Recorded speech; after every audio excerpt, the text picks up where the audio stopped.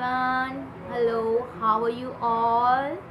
Yes, I am fine. So मैंने आपको पहले बताया था कि मैं आर्ट एंड क्राफ्ट के बारे में आपको टिप्स बताऊंगी और आगे अपने इस कोर्स के बारे में बताऊंगी कि किस किस में यूज़ होता है। वैसे तो आर्ट एंड क्राफ्ट बहुत सी चीज़ों में यूज़ होता है, बट ज़्यादा इम्पोर्टेंस जो दी जाती है वो टीचिंग लाइन में आर्ट एंड क्राफ्ट को दी जाती है, ऐसा मेरा सोचना है। बाकी और का मुझे पता नहीं। सो मैं बताना चाहूँगी आपको मेरी आर्ट एंड क्राफ्ट कहाँ से इम्प्रूव हुई, कहाँ से मैंने सीखी और उसको मैंने कैसे इम्प्रूव किया। So let's go now. I telling about my course. So my course name is NTT, that means nursery teacher training. इसमें क्या होता है, इसमें प्लेवे के बच्चों को प्लेवे से केजी तक उसमें बच्चों को ये पढ़ाने का तरीका, उनको एक्ट्रेट करने का तरीका, उनको ट्रीट करने का तरीका, उनको संभालने का तरीका एक्स्ट्रा सब इसमें सिखाया जाता है। कई लोग, जैसे कि मैं ट्रेनिंग पे गई थी, मैं आपके साथ अपना एक्सपीरियंस शेयर कर रही हूँ कि जब मैं ट्रेनिंग पर गई थी तो मैंने वहाँ पे बहुत सी चीज़ें सीखी आर्ट एंड क्राफ्ट की, कि बच्चों को हैंडल कैसे करना है, बच्चों को कैसे ट्रीट करना चाहिए, कहाँ बच्चे की gross motor fine motor skill development हो रही है, कहाँ पे बच्चे का माइंड डेवलपमेंट हो रहा है, कहाँ पे उसकी बिल्डिंग डेवलपमेंट हो रही है।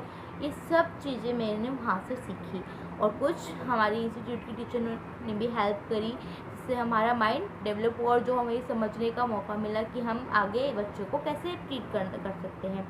और मैं आपको बता दूं कि अगर आप एनटीटी का टीचर बनना चाहते हैं, लाइक नर्सरी या प्राइमरी टीचर बनना चाहते हैं, तो आपको आर्ट एंड क्राफ्ट बिल्कुल आनी ही चाहिए। आर्ट एंड क्राफ्ट आपकी बेस्ट होनी चाहिए क्योंकि इसमें 90% काम आर्ट एंड क्राफ्ट का होता है। देन उसके बाद आपका बहुत ही कम 10 या 20% लेके चलिए आपका थ्योरी वर्क होता है।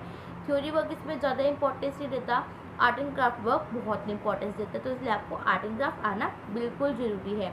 तो आज मैं बताऊंगी आपको एनटीटी की फर्स्ट ईयर में कितनी फाइलें बनवाई जाती है, कैसे कैसे बनती है और उसमें क्या क्या बनता है, क्या क्या होता है, क्या क्या नहीं होता, और ड्रॉ करने के लिए उसके कलर्स कौन से अच्छे हैं, कौन से नहीं अच्छे हैं, क्या कौन सी आपको मटेरियल यूज़ करना चाहिए। सो फर्स्ट हम स्टार्ट करते हैं कि हमारी फर्स्ट ईयर में कितनी फाइल्स बनती है। फर्स्ट ईयर में हमारी फाइल्स 5 बनती है, 5 या 6। मेरे पास 5 फाइल्स हैं और अदर इंस्टीट्यूट वाले कितने आपकी फाइल्स करवाते हैं, कितने वो करवाते हैं, वो उन पर डिपेंड करता है। सो फर्स्ट फाइल हमारी जो आती है बेसिक फाइल, पैटर्न फाइल। इस वीडियो में मैं सिर्फ पैटर्न फाइल के बारे में ही पूरा बताऊंगी और साथ में अगर आप चाहते हैं कि मैं पैटर्न फाइल की वीडियो अपलोड करूं तो नीचे मुझे कमेंट में ज़रूर बताइए। तो अब हम बात करते हैं पैटर्न फाइल की। और सबसे ज़रूरी बात होती है कि अगर आप बच्चों को, छोटे बच्चों को पढ़ा रहे हैं तो आपको अनलिमिटेड राइम्स आनी ही चाहिए। लाइक जैसे कि मेरे को अभी कम से कम 100 से ज़्यादा राइम्स याद हैं। कुछ हमें इंस्टीट्यूट से प्रोवाइड हुई थी, कुछ ऑनलाइन देखी और कुछ हमने बचपन में जो पढ़ी थी वो। ठीक है, अगर आप चाहते हैं कि मैं उन राइम्स जो मेरे पास सॉफ्ट कॉपीज़ हैं आपके साथ शेयर करूं तो मुझे नीचे कमेंट करें। और प्लीज़ हाँ, आपसे एक रिक्वेस्ट है कि मेरी वीडियो को लाइक एंड शेयर ज़रूर करें और सब्सक्राइब टू माई चैनल और अदर वीडियोस के लिए। तो ना अब हम स्टार्ट करते हैं पैटर्न फाइल्स। पैटर्न हमारे 13 टाइप के होते हैं।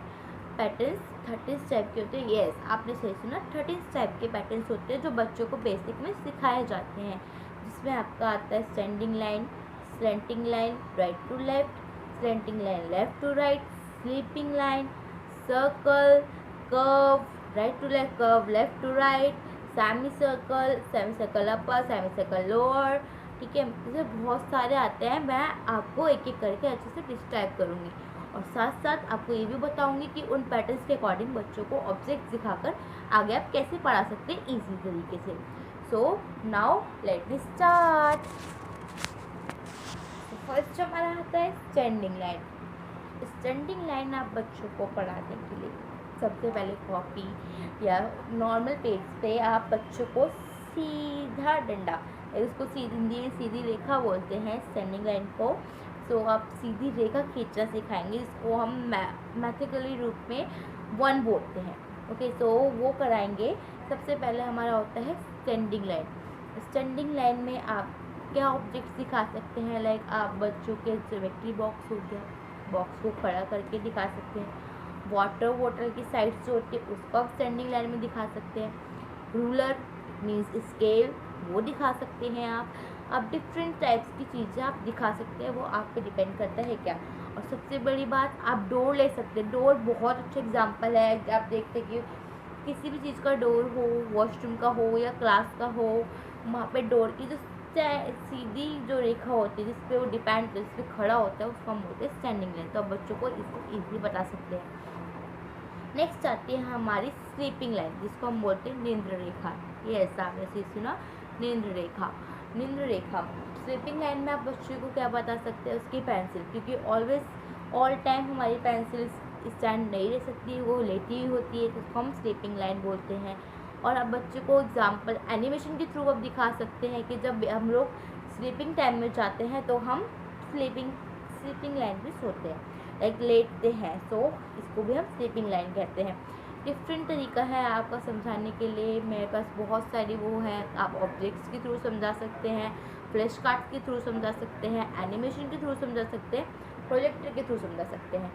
बट बच्चे को साथ साथ उसका हैंड रिटन भी करना चाहिए, ताकि उसका हाथ और माइंड दोनों डेवलपमेंट हो और उसकी हाथ स्पाई हो। नेक्स्ट आता है हमारा slanting line right to left. ये slanting line right to left means जो हमारा अल्फ़ाबेट लेटर का पहला लेटर ए, जिसको हम स्लैंटिंग लाइन बनाते हैं ऐसे करके, उसको बोलते हैं slanting line right to left. Then उसके बाद आप उसमें दिखा सकते हैं ऑब्जेक्ट्स में, काइट दिखा सकते हैं उसको हाईलाइट करके। फिर देन आता है हमारा slanting line left to right. पहले हमने राइट टू लेफ़्ट का बनाया, फिर हम लेफ़्ट टू राइट का बनाएंगे।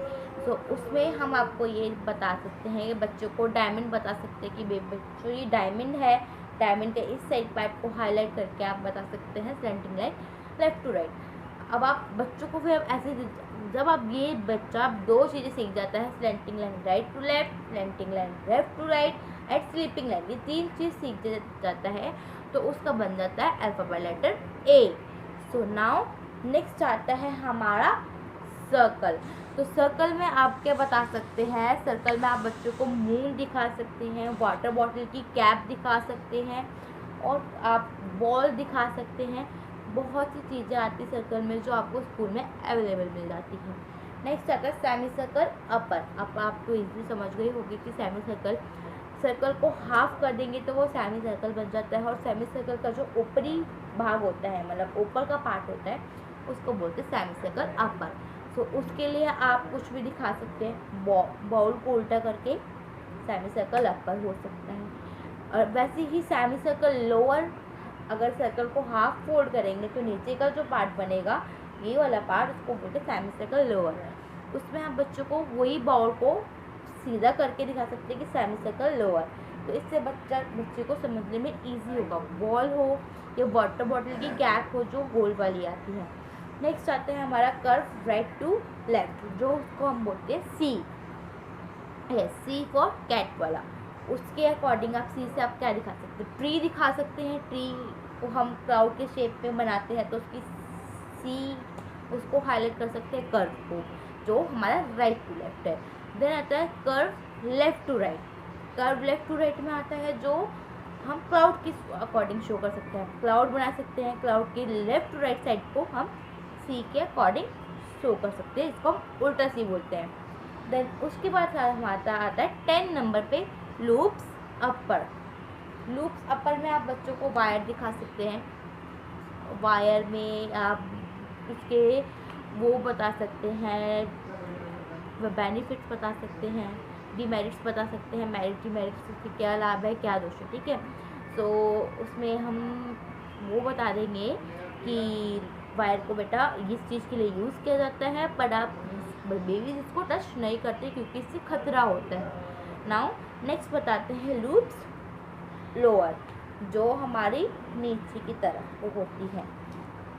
लोअर में आप जो चाहे दिखा सकते हैं, उसी वायर को उल्टा करके दिखा सकते हैं। मैंने यही किया था, तो मैंने यही एग्जांपल दे दी हूँ, क्योंकि स्टार्टिंग में मैंने बता दूँ कि जब मैंने ये कोर्स ज्वाइन किया था तो मेरी आर्ट एंड क्राफ्ट बहुत ही बेकार थी, but now a days my art and craft is best.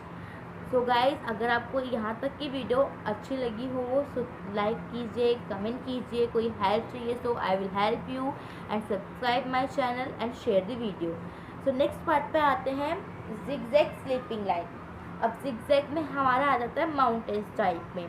तो आप बच्चों को इसके अकॉर्डिंग माउंटेन्स दिखा सकते हैं। आप इसके अकॉर्डिंग आप बच्चों को कौन सा अल्फाबेट, स्लीपिंग के अकॉर्डिंग आप बच्चों को एम लेटर सिखा सकते हैं, क्योंकि ये माउंटेन की शेप में होता है। माउंटेन की शेप में आप देख सकते हैं कि ऐसे बनाते हैं जो हमारा एम शो करता है। तो अगर बच्चे को जिगजैग पैटर्न करना आ जाता है तो वो एम बनाना अच्छे से कर लेता है। नेक्स्ट हमारा आता है जिगजैग स्टैंडिंग, जो हम ऐसे करके बनाते हैं, जिसको हम इजीली बच्चों को ऐसे सिखाते हैं। इसमें बहुत से कई होते हैं, त्रिशूल, जैसे तरह से त्रिशूल लिखवाते हैं हिंदी में, वो हम उसको रोटेट कर देते हैं तो वो हमारा त्रिशूल बन जाता है ऊपर का। ओके, तो ये हमारे से 13 पैटर्न्स। अगर आप चाहते हैं कि मैं इसकी जो मैंने फाइल बनाई है उसको मैं मेंशन करूं, आपके साथ शेयर करूं, so please guys comment me and share my video, like my video and subscribe my channel.